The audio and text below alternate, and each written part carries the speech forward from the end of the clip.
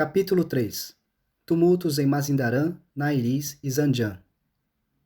O cativeiro do Bab em um rincão remoto do Azerbaijão, imortalizado pelos eventos da Conferência de Badasch e caracterizado por tão notáveis acontecimentos como a declaração pública de sua missão, a formulação das leis de sua era e o estabelecimento de seu convênio, haveria de se tornar ainda mais significativo por causa das terríveis convulsões oriundas dos atos não só dos seus adversários, mas também de seus discípulos. À medida que os anos de seu cativeiro passavam e o fim se aproximava, as comoções que se seguiram, culminando em seu próprio martírio, evocaram um grau de heroísmo por parte de seus adeptos, bem como uma hostilidade feroz da parte de seus inimigos, que os primeiros 3 anos de seu ministério nunca haviam testemunhado. De fato, esse período breve, porém o mais tumultuoso, pode com justiça ser considerado o mais sangrento e o mais dramático da idade heróica da era Bahá'í. Os momentosos eventos associados com o encarceramento do Bab, Maku e Shirik, constituindo, em verdade, o ápice de sua revelação, outra consequência não poderia ter, senão a de intensificar a chama tanto do fervor daqueles que o amavam, como da fúria de seus inimigos. Uma perseguição mais horrenda, mais odiosa e mais astuciosamente calculada do que qualquer uma ateada por Hussein Khan ou até por Haji Mirza Akazi seria brevemente desenfreada, e haveria de acompanhá-la uma correspondente manifestação de heroísmo sem paralelo entre as primeiras ondas de entusiasmo que haviam saudado o nascimento da fé, quer Shiraz ou em Isfahan. Esse período de rápida comoção haveria de roubar a essa fé, em rápida sucessão, os principais protagonistas, atingindo seu clímax na extinção da vida de seu autor e sendo seguido por mais uma, e esta vez quase completa, a eliminação de seus eminentes defensores, com uma única exceção, a daquele a quem, na hora mais tenebrosa, foi entregue, através das dispensações da providência, uma dupla função, a de salvar do aniquilamento uma fé penosamente atribulada e a de inaugurar a era destinada a superá-la.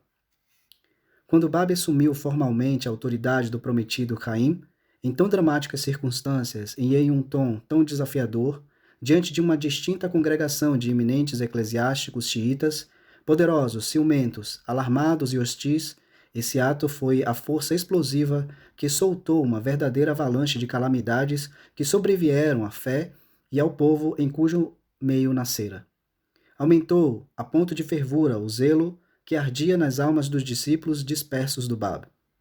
que já estavam incendiados pelo cruel cativeiro de seu líder e cujo ardor se inflamou ainda mais agora em virtude das emanações de sua pena que incessantemente lhes eram enviados do lugar de seu encarceramento. Provocou uma veemente e prolongada controvérsia por toda a extensão da terra, em bazares, mesquitas, escolas e outros lugares públicos, assim tornando mais funda a divisão que já atingira seu povo. Muhammad Shah, entre mentes, numa tão crítica hora declinava rapidamente, sob o peso das enfermidades físicas. Haji Mirza Akazi, um homem de tão estreita mentalidade, agora o eixo dos assuntos do Estado, exibia uma vacilação e uma incompetência que pareciam aumentar com cada expansão no âmbito de suas graves responsabilidades. Em uma época, ele se sentia inclinado a apoiar o veredito dos ulemás, em outra, lhe censurava a agressividade e desconfiava de suas afirmações. E ainda outra, entregava-se ao misticismo e, envolto em seus devaneios, perdia de vista a gravidade da emergência com que se defrontava. Uma má admiração tão evidente dos assuntos nacionais tornou mais audaciosa a ordem clerical, cujos membros agora, com zelo maligno, arremessavam anátemas de seus púlpitos e com vociferações incitavam congregações supersticiosas a se alarmar contra os defensores de uma crença muito odiada, a insultar a honra de suas mulheres, a saquear suas propriedades e a injuriar e maltratar seus filhos. Onde estão os sinais e prodígios? Assim eles vociferavam diante de incontáveis assembleias, que devem necessariamente preceder o advento do Caim. E as ocultações, a maior e a menor? E as cidades de Jabalcá e Jabulsá? De que modo haveremos de explicar as palavras do Hussein ibn Hu? E qual a interpretação a ser dada às tradições autênticas atribuídas a Ibn Mihriyah? Onde estão os homens do invisível que devem atravessar em uma só semana toda a superfície da terra? E a conquista do Oriente e Ocidente que o Caim haveria de realizar quando aparecer? Onde está o anticristo zarolho e o asno que ele deve montar? Onde está o Sufian e o seu domínio? Deveremos nós, protestaram ruidosamente, considerar como letra morta as inúmeras tradições indubitáveis de nossos santos imames, ou deveremos, com fogo e espada, extinguir essa impudente heresia que ousou erguer a cabeça em nossa terra?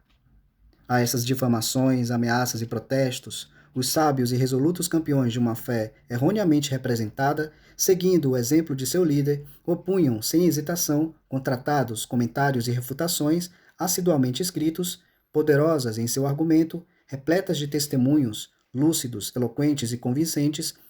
afirmando sua crença em Maomé como profeta, na legitimidade dos imames, na soberania espiritual do Sahibuzaman, o Senhor da Era, interpretando de uma maneira magistral as obscuras e propositalmente obstrusas, alegóricas tradições, versículos e profecias nos sagrados escritos islâmicos e aduzindo em apoio de seu argumento a humildade e aparente fraqueza do imã Hussein, que, a despeito de sua derrota, seu embaraço e seu martírio ignominioso, fora saudado pelos antagonistas como a própria encarnação e o incomparável símbolo da predominante soberania e poder de Deus.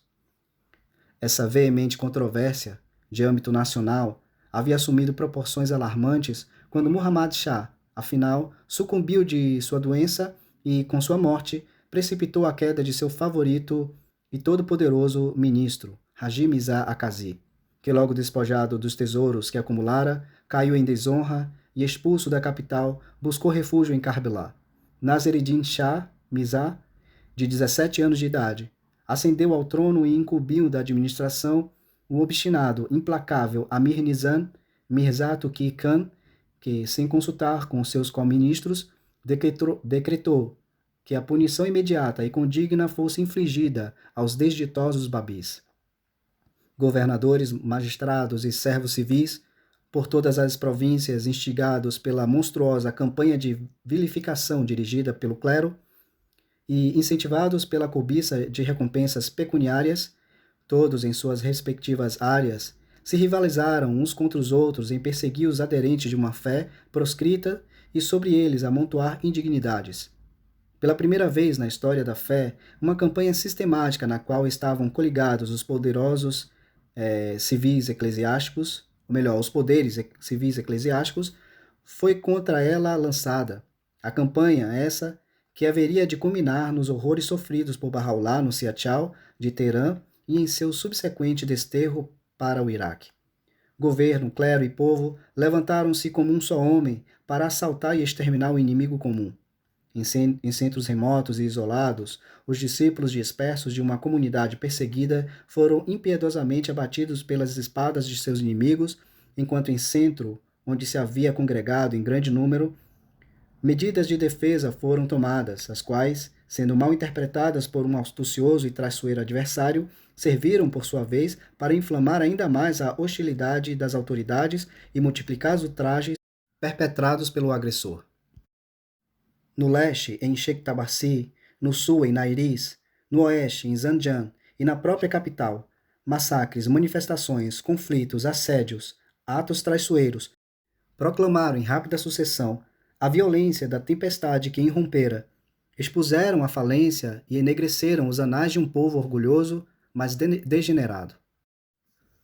A audácia de Mullah Hussein, que a mando do Bab colocara na cabeça o turbante verde, usado por seu mestre, e por ele lhe enviado, e içar o estandarte preto, o qual, ao ser desfraudado, haveria de anunciar, segundo o profeta Maomé, o advento do vice-gerente de Deus na terra. Foi sinal para um combate cujas reverberações haveriam de ressoar pelo país inteiro. Montado em seu corcel, ele marchava na vanguarda de 212 de seus codiscípulos para se encontrar com Qudus e lhe prestar assistência, no Zariyi Qadra, Ilha Verdejante. O conflito durou nada menos de 11 meses. Seu palco foi pela maior parte a floresta de Marzindarã. Seus heróis eram a flor dos discípulos do Bab. Seus mártires incluíam nada menos que a metade das letras do vivente, não excluindo o Qudus e Mullah Hussein, a última e a primeira, respectivamente, dessas letras. A força diretriz que o sustentou, embora despercebidamente, outra não foi senão aquela que fluía da mente de Bahá'u'lláh. Foi acusado pela determinação não ocultada por parte dos rompedores d'alva de uma nova era de proclamar destemida e dignamente seu advento, e por uma resolução não menos irrevogável, caso a persuasão falhasse, de resistir e de se defender contra as investidas dos maliciosos e irrazoáveis agressores. Esse conflito demonstrou, sem a menor sombra de dúvida, o que o indomável espírito de um grupo de 303 estudantes, sem treino ou equipamento, mas extasiados com o amor de Deus, pela maior parte reclusos sedentários, de colégio e claustro, poderia realizar quando em defesa própria se encarava com um exército treinado, bem equipado, que tinha o apoio da generalidade do povo, fora abençoado pelo clero, estava sob o comando de um príncipe de sangue real, sustentado pelos recursos do Estado e agindo com a entusiástica aprovação de seu soberano, sem também animado pelos infalíveis conselhos de um ministro resoluto e todo-poderoso. O resultado desse conflito foi uma hedionda traição, que terminou em uma orgia de carnificina, maculando de eterna infâmia seus perpetradores, investindo suas vítimas de um ralo de glória imperecível e gerando as próprias sementes que iriam, em época posterior, florescer em instituições administrativas de âmbito mundial e que deveriam, na plenitude dos tempos, produzir seu fruto áureo, na forma de uma ordem que venha a circular toda a terra e redimir o mundo. Não será necessário tentarmos fazer nem sequer uma breve narrativa desse episódio trágico, por grave que seja sua significação, e não importando quanto seja mal interpretado por cronistas e historiadores adversos. Bastará, para a finalidade dessas páginas, olharmos rapidamente suas características salientes. Ao tentarmos idear os eventos dessa grande tragédia, notamos a fortaleza, a intrepidez, a disciplina e a engenhosidade de seus heróis, em acentuado contraste com a torpeza, a covardia, a desordem e a inconstância de seus oponentes. Observamos a sublime paciência, o nobre controle exercido por um de seus atores principais, o destemido Mullah Hussein, que persistentemente recusava desembanhar sua espada, até que uma furiosa multidão armada, pronunciando as mais vis invectivas, se havia aglomerado à distância de uma légua de Bafurush para lhe obstruir o caminho e havia batido mortalmente 7 de seus companheiros inocentes e leais. Estamos cheios de admiração pela tenacidade de fé desse mesmo Mullah Hussein, assim como foi demonstrado por sua determinação de perseverar em fazer alertar as mentes, enquanto assediado na hospedaria do Sabzi Maidan, embora 3 de seus companheiros que haviam sucessivamente subido ao telhado da estalagem com o fim expresso de levar a efeito esse sagrado ritual, tivessem sido mortos instantaneamente pelas balas do inimigo.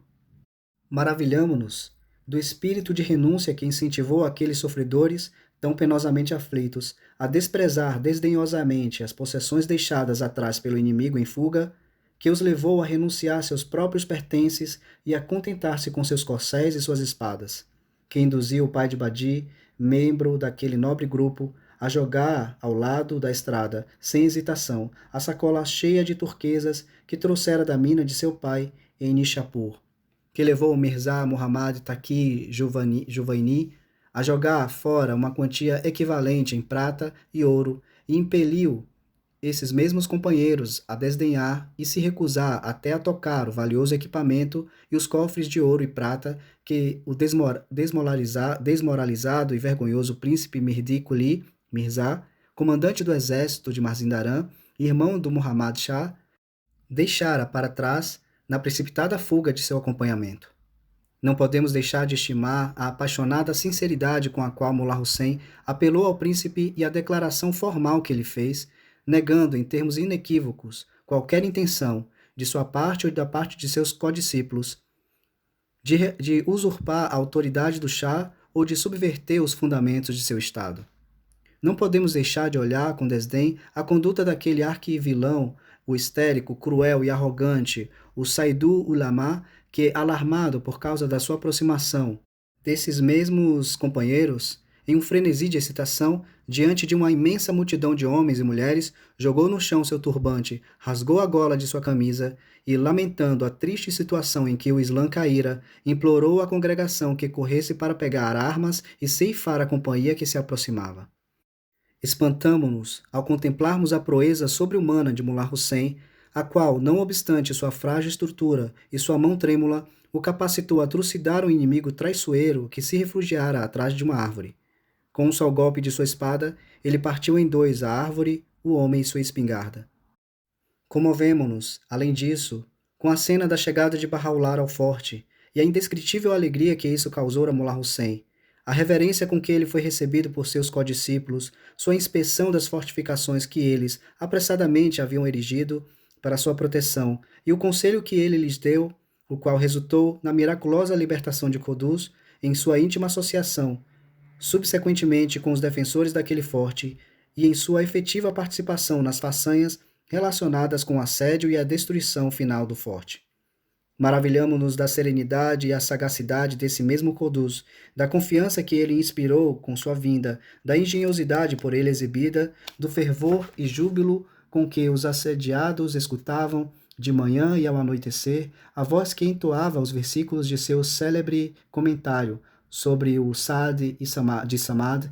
ao qual ele, enquanto em Sari, já devotava um tratado 3 vezes mais volumoso que o do próprio Alcorão, e o qual ele, agora a despeito dos tumultuosos ataques do inimigo e das privações sendo sofridas por ele e pelos seus companheiros, estava elucidando ainda mais, acrescentando àquela interpretação tantos versículos quanto haviam anteriormente escrito. Lamentamos com corações emocionados daquele memorável encontro, quando ao brado de "Montai vossos corcéis, ó herói de Deus", Mullah Hussein, acompanhado por 202 de seus companheiros, assediados e penosamente aflitos, e precedido por Qudus, emergiu do forte antes do alvorecer e, levantando a exclamação de "Ya Sahibuzaman", se precipitou com toda a força em direção à cidadela do príncipe, onde penetrou em seus aposentos particulares, para apenas descobrir que o príncipe, em sua consternação, se havia jogado por uma janela de fundos para o fosso e escapado descalço, deixando o exército confuso e debandado. Testemunhamos, revivificado de modo tocante em nossa memória, aquele último dia da vida terrena de Mullah Hussein, quando pouco depois da meia-noite, tendo feito suas abluções, se vestiu de roupas novas e pôs na cabeça o turbante do Bab, montou seu corcel, mandou abrir o portão do forte, saiu na vanguarda de 313 de seus companheiros, exclamando "Ya Sahibuzaman", investiu em rápida sucessão contra as 7 barricadas que o inimigo erigia, capturou cada uma delas, não obstante as balas que sobre ele choviam, repeliu logo seus defensores e já dispersara as suas forças quando, em meio ao tumulto que se sucedeu, seu corcel de repente se enredou na corda de uma tenda e, antes de se poder extricar, ele foi atingido no peito por uma bala que o covarde Abbas Quli Khan e Laranjani disparara enquanto esperava de emboscada nos ramos de uma árvore na vizinhança.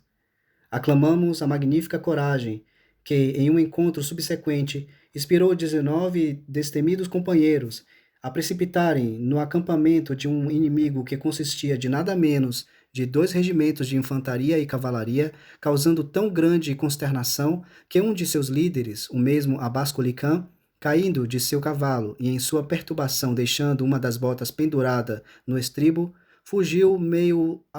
descalço e confuso, indo ao encontro do príncipe, a quem confessou o ignominioso revés que sofrera.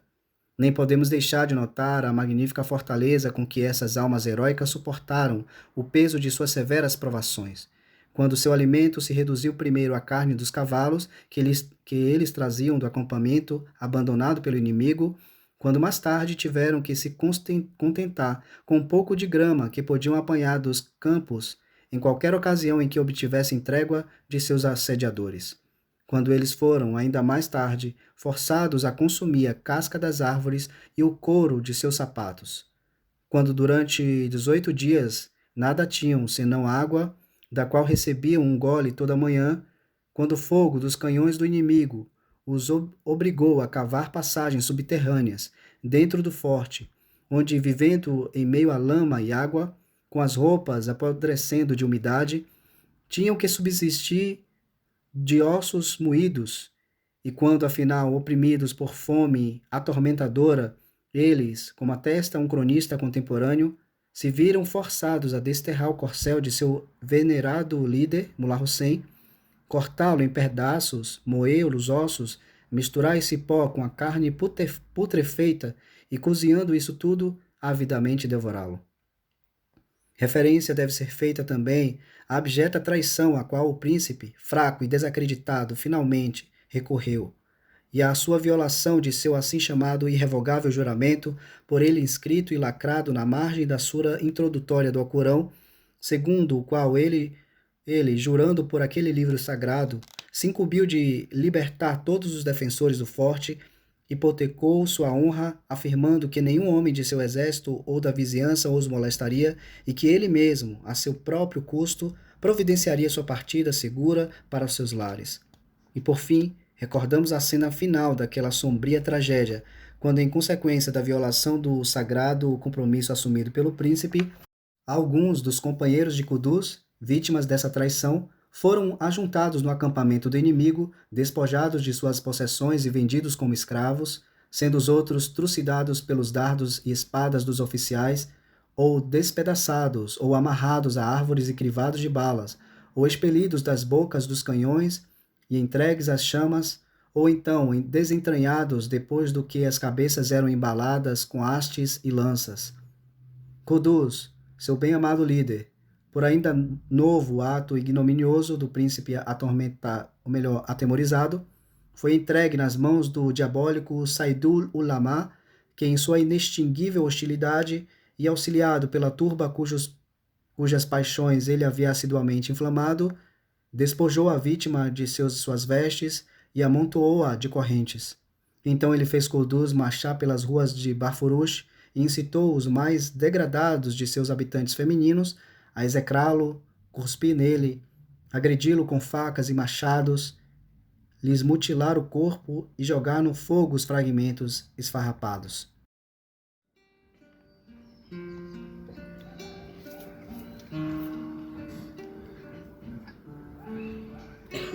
¿Estás satisfecho conmigo? ¿Estás satisfecho conmigo? No sé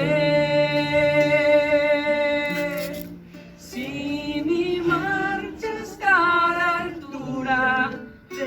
tu amor.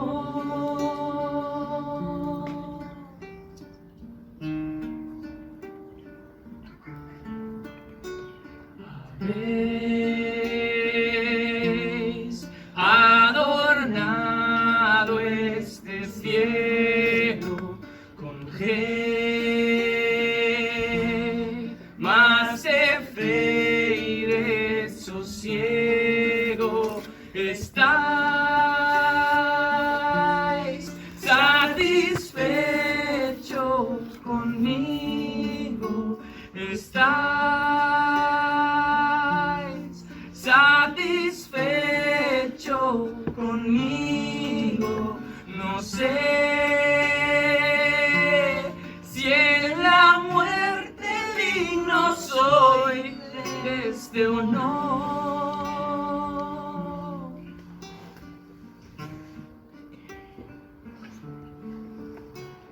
Estoy apresurado la hora de vuestra partida. Me habéis abandonado a merced de mis enemigos. Quiera Dios que antes de muchos me sume a vos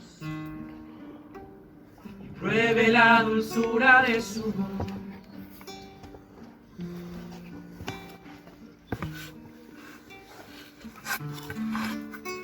Estoy orgulloso por haber encontrado de mis compañeros en este final. No hay que lamentar todo lo perdido en el camino hacia nuestro nuevo hogar. Esta causa es poderosa y pura como gotas brillando al amanecer. Al romper el alba, al romper el alba,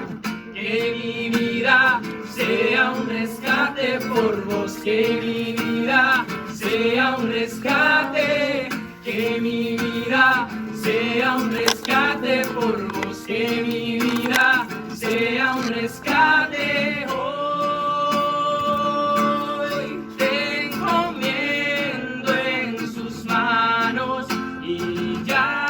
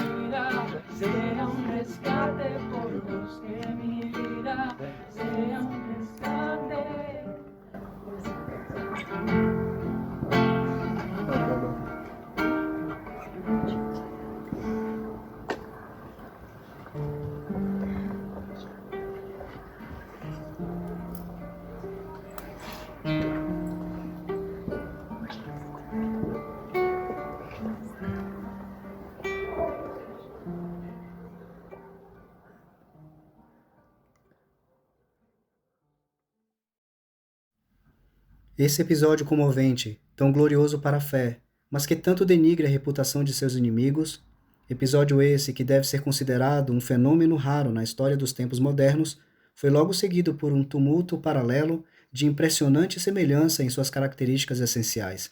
A cena de penosas tribulações transferiu-se agora para o sul, para a província de Fars, não muito distante da cidade onde a luz alvorecente da fé irrompera. Nairiz e seus arredores tiveram que sustentar o impacto dessa nova tribulação em toda a sua fúria. O forte de Kajir, nas proximidades do bairro de Shinar Sukit, dessa violentamente agitada aldeia, tornou-se o epicentro da nova conflagração. O heróico que se destacava dentre os correligionários, que lutou valorosamente e caiu vítima às suas chamas devoradoras, foi aquela figura incomparável, única de sua época, o muito célebre Syed Yahya Darabi, mais conhecido como Vahid, proeminente entre os seus adversários pérfidos, que atearam e nutriram fogo dessa conflagração, foi o infame e fanático governador de Nairiz, Zainul Abidin Khan, secundado por Abdullah Khan, o Surajul Mulk, e reforçado pelo príncipe Firuz Mirza, governador de Shiraz. De muito mais breve duração do que o tumulto de Mazindaran, o qual continuou por nada menos que 11 meses, as atrocidades que assinalaram a etapa final dessa conflagração não foram menos devastadoras em suas consequências. Mais uma vez, uma mão cheia de homens inocentes, respeitadores da lei, amantes da paz, mas fortes de ânimo e indomáveis, consistindo em parte, neste caso, de jovens sem treino e de homens de idade avançada, foram surpreendidos, desafiados, cercados e assaltados pela força superior de um inimigo cruel e astucioso. Uma hoste inumerável de homens aptos, os quais, embora bem treinados, com equipamento adequado e continuamente reforçados, não puderam dominar o espírito de seus adversários ou coagi-los a submeter-se. Essa nova comoção originou-se em declarações de fé tão intrépidas e apaixonadas e em manifestações de entusiasmo religioso quase tão veementes e dramáticas como aquelas que haviam dado início ao tumulto de Marzidarã. Foi instigada por uma erupção não menos assustadora, sustentada e violenta, de inexorável hostilidade eclesiástica. Acompanharam-na manifestações correspondentes de cego fanatismo religioso. A comoção foi estimulada por atos semelhantes de agressão nua, tanto por parte do clero como por parte do povo. Foi uma nova demonstração do mesmo propósito, sendo animado do começo ao fim pelo mesmo espírito e atingindo quase a mesma altura do heroísmo sobre-humano, de fortaleza, coragem e renúncia. Revelou uma coordenação de planos e esforços calculada com astúcia igual entre as autoridades civis e eclesiásticas que visava a desafiar e derrubar um inimigo comum. Foi precedida por uma semelhante declaração categórica da parte dos babis, desmentindo qualquer intenção de se intrometer na jurisdição civil do reino ou de minarem a legítima autoridade de seu soberano. Forneceu um testemunho não menos convincente da moderação e tolerância das vítimas em face da agressão implacável, sem que elas a tivesse provocado por parte do opressor. Expôs, à medida que se movia em direção a seu clímax, e de uma maneira quase igualmente impressionante, a covardia, a falta de disciplina e a degradação de um inimigo espiritualmente falido. E enquanto essa comoção final se aproximava de sua conclusão, se evidenciou uma traição igualmente vil e vergonhosa. Terminou em um massacre ainda mais revoltante nos horrores que evocou e nas misérias engendradas. Selou o destino de Vahid, sendo ele amarrado em um cavalo por meio do seu turbante verde, emblema de linhagem do qual se orgulhava, e arrastado ignominiosamente através das ruas, depois do que o decapitaram, encheram de palha a cabeça e o mandaram como troféu ao príncipe, que estava assistindo uma festa em Shiraz, enquanto o corpo foi abandonado à mercê das mulheres enfurecidas de Nairiz, as quais, intoxicadas de bárbara alegria por causa dos brados de exultação, levantados por um inimigo triunfante, dançaram ao seu redor com o acompanhamento de tambores e símbolos. E finalmente levou em seu rasto o auxílio de nada menos que 5.000 homens, especialmente comissionados para esse fim, uma investida geral e feroz contra os babis indefesos, cujas possessões foram confiscadas, cujas casas foram destruídas, cuja cidadela foi incendiada e arrastada, e arrasada, cujas mulheres e crianças foram capturadas, algumas das quais quase completamente despidas, foram obrigadas a montar em burros, mulas e camelos, e ser assim conduzidas em meio a fileiras de cabeças cortadas dos corpos inanimados de seus pais, irmãos, filhos e esposos, que já arrancadas, ou que tinham sido chicoteados até a morte, ou em cujas mãos e pés tinham sido encravados espetos, em cujos narizes haviam sido feitas incisões, pelas quais passaram cordões, sendo eles por estes conduzidos pelas ruas, onde enfrentaram o olhar irado e escárnio da multidão.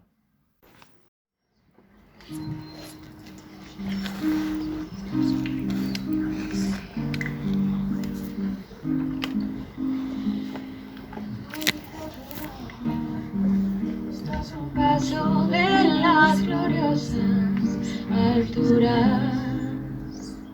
oh Hijo del amor, estás a un paso de las gloriosas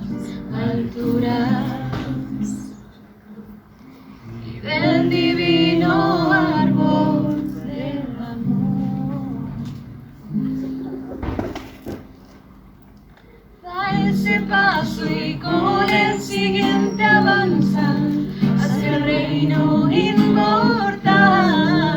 y entra en el pabellón de la eternidad. Está oído entonces a lo que ha sido revelado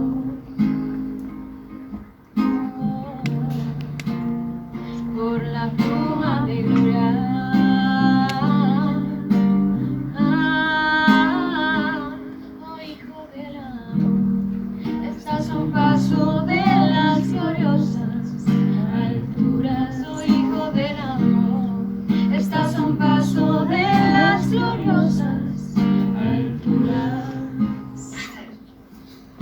Y del divino árbol del amor. Da ese paso y con el siguiente avanza hacia el reino inmortal y entra en el pabellón de la eternidad. Presta oído entonces a lo que ha sido revelado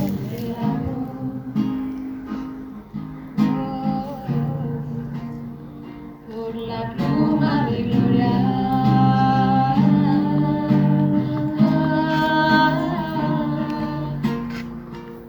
Oh Hijo del amor, estás a un paso de las gloriosas alturas. Essa turbulência, tão devastadora, tão aflitiva, mal se havia acalmado quando se ateou em Zanjan e suas mediações outra conflagração, ainda mais calamitosa do que os dois tumultos anteriores. Sem precedentes quanto à sua duração e ao número daqueles que foram varridos pela sua fúria, essa violenta tempestade que irrompeu no oeste da Pérsia, na qual Mullah Muhammad Ali e Zanjani, apelidado Hujat, um dos mais capazes e mais intrépidos campeões da fé, juntamente com nada menos que 1.800 de seus condiscípulos, sorveram da taça do martírio. Definiu mais nitidamente do que nunca o golfo intransponível que separava os porta-tochas da fé recém-nascida dos expoentes civis e eclesiásticos de uma ordem gravemente abalada. As principais figuras mormente responsáveis por essa horrenda tragédia e nela imediatamente interessadas eram o invejoso e hipócrita Amir Arslan Khan, o Majuddin Dauli, tio materno de Nasiruddin Shah, e seus associados, o Sadruddin Dauli Isfahani e Muhammad Khan, o Amir Tuman, assistidos, por um lado, por substanciais reforços militares despachados por ordem do Amir Nizam, e por outro, ajudados pelo entusiástico apoio moral do inteiro corpo eclesiástico de Zanjan. O local que se tornou o palco de esforços heróicos, a cena de intensos sofrimentos e o alvo para repetidos e furiosos assaltos, era o forte de Ali Mandan Khan, o qual, num tempo, abrigou nada menos que 3.000 babis, incluindo homens, mulheres e crianças, a história de cujas angústias jamais foi excedida nos anais de um século inteiro. Uma breve referência a certas características salientes desse lamentável episódio, o qual dotou a fé em sua infância de imensuráveis potencialidades, bastará para revelar sua natureza distintiva. Sobressaem como os pontos culminantes desse conflito sangrento as cenas patéticas que seguiram a divisão dos habitantes de Zanjan em dois campos distintos. Por ordem de seu governo, decisão essa que foi dramaticamente proclamada por um pregoeiro e que dissolveu laços de interesse e afeto pertencentes a este mundo, a favor de uma lealdade mais forte. Também as reiteradas exortações dirigidas por Rujat aos seus assediados para se absterem de agressão e atos de violência, e sua afirmação, ao recordar a tragédia de Mazindaran, de que sua vitória consistia somente em sacrificar tudo no altar da causa do Sahibuzaman. Outro ponto saliente foi sua declaração de ser o inaterável intuito de seus companheiros servirem lealmente a seu soberano e desejarem o bem de seu povo. Houve também a espantosa intrepidez com que esses mesmos companheiros repeliram o ataque feroz iniciado pelo Sadru Dauli, sendo ele obrigado, afinal, a confessar seu abjeto fracasso e sendo repreendido pelo Shah e degradado de sua posição. Outra característica notável foi o escárnio com que os ocupantes do forte receberam os apelos do pregoeiro, quando ele procurava, em nome de um inimigo exasperado, persuadi-los a renunciar sua causa, tentando seduzi-los pelas generosas ofertas e promessas do soberano. Recordamos também a engenhosidade e a incrível audácia de Zainab, uma mocinha da aldeia que, inflamada com um irreprimível desejo de participar da sorte dos defensores da fortaleza, se disfarçou em vestes masculinas, cortou o cabelo, cingiu uma espada e, levantando o brado de Ya Sahibuzaman, se precipitou atrás dos agressores e que, não levando em conta alimento ou sono, continuou durante um período de 5 meses, no pior do tumulto, a animar o zelo dos seus companheiros e correr à sua assistência. Houve o estupendo clamor erguido pelos guardas das barricadas enquanto vociferaram as 5 invocações prescritas pelo Bab, na mesma noite em que foram recebidas suas instruções. Um clamor que precipitou a morte de algumas pessoas no acampamento do inimigo fez com que os oficiais dissolutos deixassem cair instantaneamente seus copos de vinhos, entornassem suas mesas de jogo e se precipitassem para fora, descalços, enquanto induziu outros a correr, meio vestidos, para a mata ou fugir em pânico para as casas dos ulemás. Recordamos, outros sim, o contraste entre a desordem, a execração, as gargalhadas grosseiras, a devassidão e a ignomínia que caracterizaram o acampamento do inimigo e a atmosfera de reverente devoção que predominava no forte, do qual ascendiam continuamente cânticos de louvor e hinos de júbilo.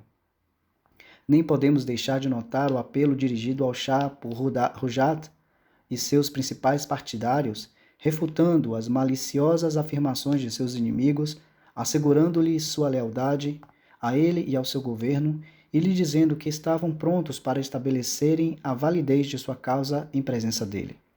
Tampouco devemos deixar de notar a intercessão dessas mensagens pelo governador, as quais ele substituiu com cartas forjadas, cheias de abuso, por ele despachadas para Teherã em seu lugar, ou o entusiástico apoio prestado pelas ocupantes femininas do forte, suas jubilosas exclamações, a ansiedade com que algumas, disfarçadas em vestes masculinas, corriam para reforçarem as defesas e tomarem os lugares dos irmãos caídos, enquanto outras cuidavam dos doentes, levavam nos ombros peles cheias de água para os homens feridos, e ainda outras, semelhantes às mulheres cartaginesas dos tempos antigos, cortavam seu cabelo comprido e amarravam as tranças grossas em volta das espingardas para reforçá-las. Recordamos também a abominável traição dos assediantes, que, no mesmo dia em que eles haviam composto e escrito um apelo de paz e o mandado de Rujat, com um exemplar do Alcorão selado, incluso como testemunho de sua promessa, não recuaram de jogar em uma masmorra os membros da delegação, inclusive as crianças, por ele enviadas para tratar com eles, nem de arrancarem as barbas do venerável líder da delegação ou de mutilarem com selvageria um de seus condiscípulos. Lembramo-nos, além disso, da magnanimidade de Rujat, que, embora angustiado com a perda repentina da esposa e do filhinho, continuou, com inalterável calma, a exortar os companheiros a exercerem tolerância e a se resignarem à vontade de Deus, até que ele próprio sucumbiu a uma ferida que o inimigo lhe infligira. Lembramo-nos da bárbara vingança que o adversário, incomparavelmente superior em número e equipamento, tirou de suas vítimas, submetendo-as a um massacre de uma pilhagem sem precedentes quanto ao âmbito e ferocidade, aos quais um exército rapace, uma populaça cobiçosa e um implacável clero livremente se entregavam. Recordamos a sujeição dos cativos de ambos os sexos, famintos e insuficientemente vestidos, durante nada menos que 15 dias e noites, ao frio agudo de um inverno excepcionalmente severo, enquanto uma turba de mulheres dançava alegremente ao seu redor, cuspia em seus rostos e insultava com os mais abomináveis inventivas. Também a bárbara crueldade que condenou outros a ser expelidos de canhões, mergulhado em água gelada e severamente chicoteados, ou terem os crânios metidos em óleo fervendo, ou a serem cobertos de melado e deixados na neve até perecerem. E, finalmente, o ódio insaciável que impeliu o astucioso governador a induzir, com suas insinuações, o filho de Rujat, de 7 anos de idade, a revelar o lugar de sepultura de seu pai. O ódio que então o levou a violar o tumulto, a desenterrar o cadáver e a mandar arrastá-lo pelas ruas de Zanjan, com o acompanhamento de tambores e trombetas, e durante 3 dias e 3 noites, deixá-lo ficar exposto à indizível mutilação. Esses incidentes e outros similares ligados com a história épica do tumulto de Zanjan, caracterizado por Lord Curzon como um horripilante assédio e carnificina, combinam-se para investi-la de uma glória sombria jamais excedida por qualquer episódio de natureza semelhante nos anais da época heróica da fé de Bahá'u'lláh. Para a onda de calamidade que durante os últimos anos do ministério do Báb varria com tão ominosa fúria as províncias da Pérsia, quer no leste, no sul ou no oeste, o coração e centro do próprio reino não podia permanecer insensível. 4 meses antes do martírio do Báb, Teherã, por sua vez, teria que participar, em grau menor e em circunstâncias menos dramáticas, na carnificina que estava maculando a face do país.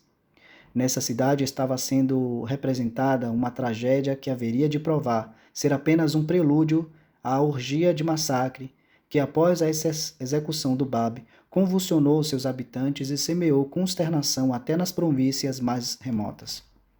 Originara nas ordens do irado e sanguinário Amir Nizam e foi perpetrada ante os seus próprios olhos, sendo ele apoiado por Mahmud Khani Kalantar e ajudado por um certo Hussein, um dos ulemás de Kashan. Os heróis dessa tragédia foram 7 mártires de Teherã, os quais representaram as mais importantes classes entre seus conterrâneos e deliberadamente recusavam comprar a vida simplesmente por se negarem a invocar o nome de Taqiyya, que o Islã xiita, desde muitos séculos, reconhecera como um subterfúgio literalmente, ou melhor, inteiramente justificável e até recomendável na hora do perigo.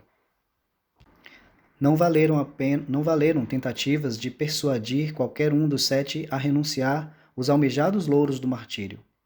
nem as repetidas e vigorosas intercessões de eminentes membros das profissões às quais esses mártires pertenciam,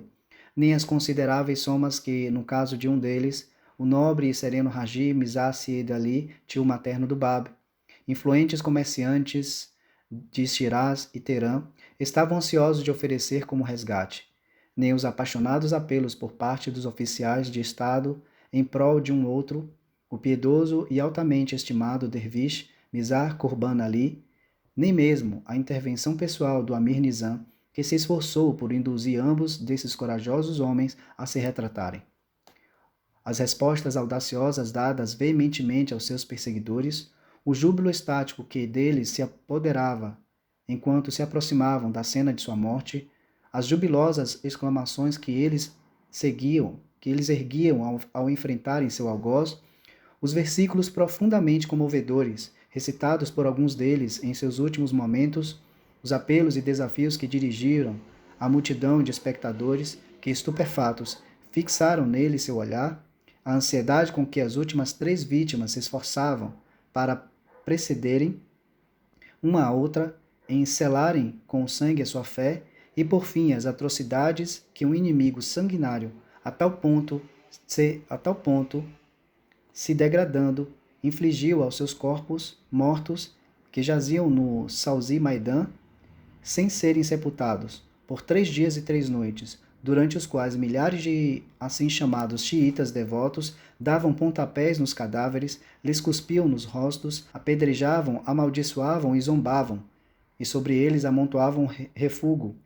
Foram estas as principais características das tragédias dos 7 mártires de Teherã, tragédia essa que sobressai como uma das cenas mais hediondas testemunhadas durante os primeiros tempos do desenvolvimento da fé de Bahá'u'lláh. Não é de se admirar a ver o Báb, curvado sob o peso de suas acumuladas tristezas na fortaleza de Shrik, os aclamando e glorificando nas páginas de um longo elogio que imortalizou a fidelidade deles à sua causa, como aqueles mesmos 7 bodes que, segundo a tradição islâmica, haveriam, no dia do juízo, de andar na frente do prometido Caim e cuja morte precederia o impendente martírio de seu verdadeiro pastor.